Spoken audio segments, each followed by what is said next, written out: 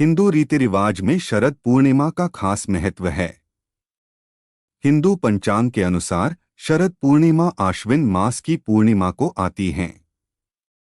मान्यता है कि साल भर में सिर्फ इसी दिन चांद 16 कलाओं से परिपूर्ण होता है। शरद पूर्णिमा को कौमुदी व्रत, कोजागरी पूर्णिमा और रास पूर्णिमा के नाम से भी जाना जाता है। इसी दिन श्री कृष्ण ने महारास रचाया था। कहते हैं शरद पूर्णिमा की रात को चांद की किरणों से अमृत बरसता है। इसी वजह से इस दिन उत्तर भारत में खीर बनाकर रात भर चांदनी में रखने का रिवाज है। मान्यता है कि च्यवन ऋषि को आरोग्य का पाठ और औषधि का ज्ञान अश्विनी कुमारों ने ही दिया था। यही ज्ञान आज हजारों साल बाद भी परंपरा के रूप में संचित है।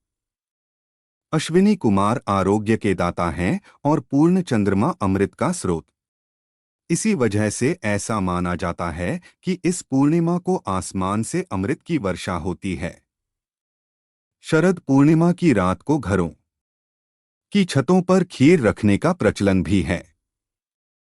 कहा जाता है कि ऐसा करने से चंद्रमा की अमृत की बूंदें भोजन में आ जाती हैं, जिसका सेवन करने से सभी प्रकार की बीमारियां दूर हो जाती हैं। क्यों मनाई जाती है शरद पूर्णिमा? इस बारे में एक किंवदंती है कि एक साहूकार की दो बेटियां थीं। दोनों ही पूर्णिमा का व्रत रखती थीं। हालांकि बड़ी बेटी पूरा व्रत करती थी, लेकिन छोटी बेटी अधूरा व्रत करती थी। इसका नतीजा यह हुआ कि छोटी बेटी की संतान पैदा होते ही मर जाती थी। उसने पंडितों से इसकी वजह पूछी तो उन्होंने बताया कि तुम पूर्णिमा का अधूरा व्रत करती थी, जिसके कारण तुम्हारी संतान पैदा होते ही मर जाती है। अब पूरे विधि विधान से पूजा करके ही तुम्हारी संतान जीवित रह सकती है। बड़ी बहन के पुण्य से जीवित हुआ बच्चा यह सुनकर छोटी बेटी ने विधि विधान से शरद पूर्णिमा का व्रत किया। इसके बावजूद उसकी संतान पैदा होते ही मर गई। इस बात से आहत होकर छोटी बेटी ने संतान को लिटाकर ऊपर से कपड़ा ढक दिया।